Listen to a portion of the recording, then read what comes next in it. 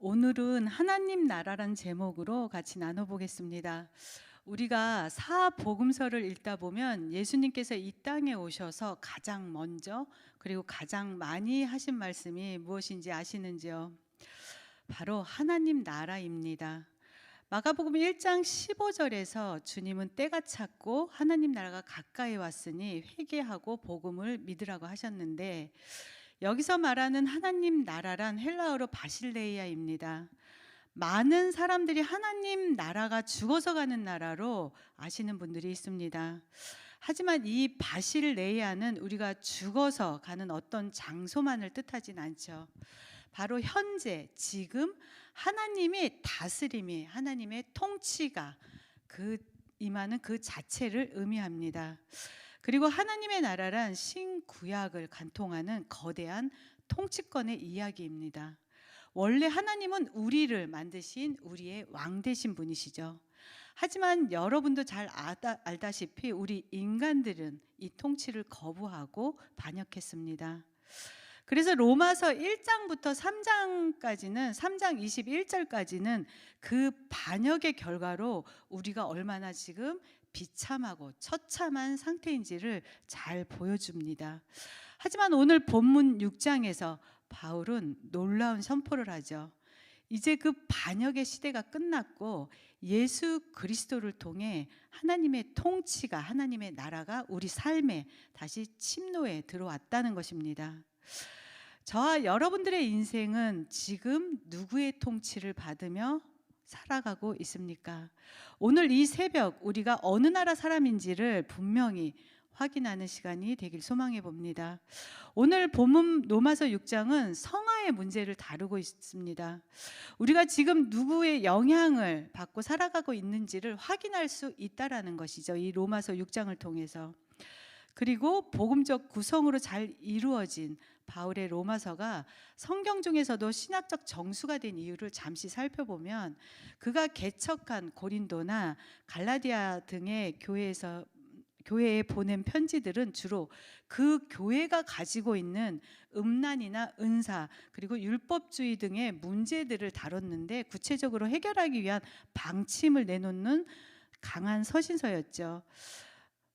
하지만 바울이 세우지도 않았던 이 로마 교회는 그가 편지를 쓸 당시 이곳에 직접적으로 연고가 없었고, 그러기에 바울은 그 교회의 특정 문제에만 매몰되지 않을 수 있었기에 복음의 핵심 원리인 전체적인 체계를 서술할 수 있었던 것입니다. 물론 당시 로마 교회가 내부적으로 가지고 있었던 유대인과 이방인들의 갈등 또한 모르는 바 아니었지만, 이 문제는 체계적인 복음으로 통합하고자 한 의도와 로마서를 쓴 외부적으로는 로마 교회를 거점으로 스페인인 서바나까지 복음을 편만하게 전하고 싶은 열망도 바울은 가지고 있었기 때문에 반드시 로마 교회의 이 복음에 대한 정수를 담을 수밖에 없었던 것이죠. 어쨌든 덕분에 로마서는 기독교 역사상 가장 논리적인 복음에 깊이 있는 신학 체계를 갖추게 되었습니다. 이후 약 500년 후에 이 기독교 교리를 정립한, 우리의 기독교 교리를 정립한 어거스틴과 1517년 종교개혁을 이룬 마틴 루터, 그리고 장로교 교리를 세운 칼빈 등에게 이 로마서는 기독교 정립의 도구로, 또한 회심으로 많이 사용되어서 로마서는 절대적 위치로 자리 잡았습니다. 또한 로마서가 우리에게도 정말 중요한 이유는 우리가 이 땅에 살면서 어떻게 살아가야 할지를 가장 분명하고 복음적으로 담아내고 있기 때문입니다. 본격적인 말씀에 앞서 로마서 전체를 잠깐 살펴보면요, 이것은 전체적인 맥을 잡고 오늘 본문을 바라볼 때 6장에서 말하고자 하는 의도를 더 쉽게 이해할 수 있기 때문입니다. 앞서 달려온 1장서부터 3장 20절까지는 우리가 얼마나 타락한 처참한 죄인인지를 여실히 보여주고 있죠. 그리고 3장 21절부터 8장까지는 구원의 길인 칭의와 우리에게 어떻게 성화의 삶을 살아야 하는지를 다룹니다. 이어지는 9장에서 11장은 하나님의 절대 주권과 복음의 보편성을 다루고 있고요. 12장에서 마지막 16장은 산 제사로 드려지는 구체적인 삶의 윤리와 마지막 인사를 전하고 있습니다. 다시 6장으로 돌아와 사도 바울은 2절에서 우리에게 정신이 번쩍 나는 선언을 던지고 있습니다. 우리가 하나님의 자녀가 된 후 그 은혜를 더하려고 다시 죄인의 신분으로 돌아가도 되는지에 대해서 절대로 그럴 수 없다고 말하고 있죠. 헬라어로 메게노이토를 사용하고 있는데, 이 말은 헬라어 문법 중에서도 가장 강력한 부정어를 사용하여서 이런 일은 절대로 일어날 수 없는 불가능임을 분명하게 보여주고 있습니다. 왜 바울은 이토록 강하게 말하는 것일까요? 이 말은 단지 도덕적인 우리의 겉으로만의 변화를 뜻하고 있는 것이 아닙니다. 우리가 완전히 죽었다는 것을 의미하고, 그리고 새로운 신분으로 다시 태어났음을 말하고 있는 것이죠. 여러분, 죽은 자는 다시 죄를 지을 수 없고, 또한 옛 주인인 죄의 종노릇도 할 수 없는 것이죠. 저와 여러분들은 정말 죄된 옛 자아가 죽어 칭의된 거듭난 자로 사는지 한번 돌아볼 시간인 것 같습니다. 이것을 자각하는 것에서부터 성화의 삶이 시작되고 있습니다. 이 성화의 삶은 내가 거룩하게 살려고 애쓰는 것 이전에 나는 이미 옛 주인인 죄에 대하여 죽은 시체가 되었다는 법정적 사실에 완벽하게 시인하고 인정하는 것에서 또한 하나님 나라의 삶이 시작되는 것임을 말하고 있습니다. 그런데 여러분, 왜 우리의 죄에 대해서 죽어야 했을까요? 오늘 또 다른 본문인 구약의 신명기 32장 15절을 보면 우리 인류의 비극적인 반역의 역사가 나옵니다. 하나님은 우리 인생의 든든한 기초로 츠르, 즉 반석이셨습니다. 그런데 인간은 배가 불러지자 그 반석을 발로 차버렸죠. 하지만 인간은 하나님을 떠나자 죄와 사망의 사탄의 어둠의 권세에 포로가 돼서 팔려갔습니다. 스스로 왕이 되려고 하다가 가장 비참하고 처참한 사탄의 노예가 된 것이죠.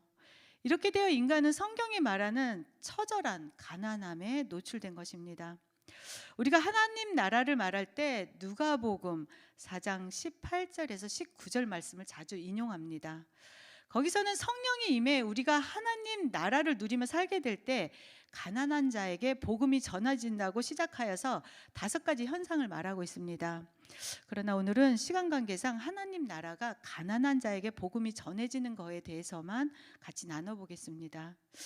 우리는 가난한 자 하면 먼저 물질적인 궁핍한 상태를 떠올릴 것입니다. 하지만 성경이 말하는 가난한 자라는 물질적인 가난과 정신적 가난함을 나누지 않고 통합적으로 사용하고 있습니다. 즉 가난한 자는 물질적 상태 모두, 정신적 물질적 상태 모두를 가리키고 있는 것이죠. 우리가 가난한 자를 물질적으로만 생각하게 된 것은 초대교회의 헬라 철학의 이원론적 영향이 너무 커 지금까지도 이렇게 둘로 나누려는 경향이 있는 것입니다. 하지만 히브리 사상에서도 가난은 둘 다를 가리키고 있기 때문에 하나님께서도 우리가 물질적으로 가난하게 사는 것을 좋아하지 않는다는 것을 알 수 있습니다. 그런데 왜 가난한 자들이 복음이 들어가야 한다는 것인지 한번 나눠보겠습니다. 가난은 하나님을 떠난 자들과 하나님을 무시하여 자기 위에 어떠한 권위도 없다고 생각하는 교만한 자들에게 사실 생긴 일이었습니다. 오늘날 자기 중심적으로 사는 포스트 모더니즘의 삶을 살아가는 우리 현대인들에게는 이 현상이 더욱 두드러지게 나타나고 있죠. 그래서 나를 무시하거나 조금의 손해도 우리는 못 참는 그런 성질에 점점 더 늘어나고 사랑이 식고 강팍해지는 현상을 우리는 쉽게 어디서나 볼 수 있는 것입니다. 사실 가난은 상대적인 것입니다. 여러분, 세상에서 수도를 틀었을 때 뜨거운 물이 나오는 나라가 겨우 20에서 30%밖에 안 된다고 합니다. 우리는 모두 지금 현재 한국에서는 수돗물을 틀었을 때 따뜻한 물을 모든 곳에서 사용할 수 있기 때문에 상대적 부유함 속에 살고 있지만 누구 하나 우리가 부유하다고 아무도 느끼지 못하고 말하지 않을 것입니다. 하지만 먹을 물도 없고 죽어가는 아프리카나 물로 힘든 지역에서는 우리를 보면 우리는 너무 부유한 삶을 사는 것이 맞죠. 또한 몇 조 원의 재산가들도 더 많은 돈을 벌고 싶어 혈안이 된 모습들을 우리는 매체를 통해서 아니면 주변을 통해서 자주 접하는데, 이처럼 가난은 누구를 막론하고 하나님과 상관없는 모든 사람들에게는 만족이 없이 느끼는 고통인 것이죠. 그렇기 때문에 하나님께서 가난한 자라 말씀하시는 자들은 물질적으로만 이라기보다는 하나님과 상관이 없는 자들로 마음도 물질도 비참에 처한 모든 자들을 뜻하고 있는 것입니다. 그래서 예수님께서는 이 가난한 자들에게 복음을 전하시기 위해 이 땅에 오셨다고 선포하셨습니다. 이런 이유로 예수님은 요한복음 6장 53절에서 인자의 살과 인자의 피를 먹어야 한다는 카니발리즘의 이단 교주 같은 끔찍한 말씀을 하셨었죠. 예수님께서는 왜 이토록 처참한 인자의 살과 피를 먹으라고 말씀하셨을까요? 당시 사람들에게 이 말은 사실 귀를 막고 싶을 만큼 끔찍한 소리였습니다. 그래서 그리스도인들이 식인종이라는 소리도 들었죠. 이 말씀의 진정한 뜻을 모르는 이들이 한 소리죠. 그러나 이 진정한 뜻을 알게 된다면 어떠한지 우리는 알아야 됩니다. 이 뜻은 영적으로 물질적으로 완전히 파산해버려서 고통과 죄 가운데 허덕이던 가난한 자들을 향한 예수님의 눈물겨운 초대였습니다. 그래서 예수님께서는 이 가난한 자들에게 복음을 전하셨고, 그리고 십자가 죽으신 그 사건이 어떤 일이었는지 그 의미를 받아들이는 자들에게는 생명이 있을 것이라고 말씀하셨던 것입니다. 이런 의미로 성경에서 말하는 가난한 자란 물질적으로만 상대적 빈곤감에 영적으로 자신이 높아져 있는 모든 자들을 포함하고 있다는 것이죠. 그래서 이들은 내 영혼을 살릴 생명이 내 안에 없다는 상태도 같이 의미하고 있습니다. 아무리 수조원의 자산가라도, 따뜻한 물이 펑펑 나오는 집에 살아도 하나님이라는 생명의 근원에서 끊어진 자라면 오늘 당장 죽어도 이상할 게 없는 영적 기아 상태에 놓인 자들이라는 것이죠. 예수님은 바로 그 텅 빈 상태를 채워주러 오셨다는 것입니다. 십자가에서 쪼개지고 주님의 몸과 흘리신 피는 하나님을 발로 차고 도망가서 굶주려 죽어가는 우리를 향한 하늘의 양식이 되었습니다. 내 살과 내 피를 먹으라는 것은 이제 죄의 결핍을 먹지 말고 나라는 생명을 받아들여 내 통치 안에서 진짜 부요하고 진짜 평안을 누리라는 왕의 선포였던 것입니다. 말씀을 정리하겠습니다. 사랑하는 여러분, 오늘 우리는 하나님 나라란 정말 방대한 제목으로 로마서 6장과 신명기 32장, 누가복음 4장에서 나눠봤습니다. 그러나 여러분, 하나님 나라가 무엇인지 이렇게 간단히 보여줄 수 있는 것이 아닙니다. 사실은 하나님 나라는 이렇게 짧고 개괄적으로 다루는 주제가 아니라는 것입니다. 오늘은 시간상 어쩔 수 없이 이렇게 살펴봤지만 하나님 나라는 날마다 우리가 살아가야 하는 나라인 것이기에 죽어서만 가는 먼 나라가 또한 아니라는 점 기억하시고, 그리고 현재 지금 예수님 안에 거하고 살아가고 있는 우리 모두가 누리는 기쁨에 넘쳐서 살아갈 수 있는 진정한 우리들의 삶의 안식처라는 거 실제적으로 누리고 사시길 바랍니다. 그리고 하나님 나라란 사도 바울이 외쳤던 메 게노이토, 결코 그럴 수 없다는 죄에 대해 죽은 확신으로 사는 나라입니다. 나는 죄에 대해 죽었다. 이제 옛 주인 사탄은 나에게 명령할 권한이 없다라는 선포로 이 법정적 사실을 매 순간 선포하여서 진정한 하나님 나라의 시민으로 우리는 누리며 살아야 한다는 것이죠. 또한 하나님 나라란 나의 가난함을 인정하고 주님으로 채우는 날마다 누려야 하는 나라입니다. 내가 부유하다고 착각할 때 우리는 다시 하나님을 발로 찰 수밖에 없습니다. 하지만 나는 주님 없으면 단 1분 1초도 살아갈 수 없는 가난한 자입니다라고 고백할 때 주님의 생명이 우리를 통치하기 시작하실 것입니다. 마지막으로 하나님 나라를 사는 모든 이들에게 실천적인 삶을 제안해 봅니다. 오늘 이 문을 나설 때 여러분의 시선을 가난한 곳에 두십시오.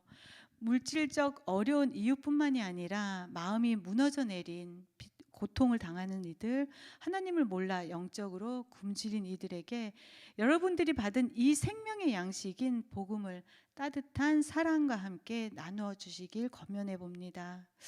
예수님이 이 땅에 오셔서 아주 비천하고 그때 당시에 버려졌던 세리와 창녀의 친구가 되셨던 것처럼 우리 주변에 아주 하찮아 보이는 이들, 소외된 이들에게 복음과 사랑의 손을 내밀어야 우리가 진정한 하나님 나라의 시민인 것을 예수님께서는 알 수 있을 것입니다.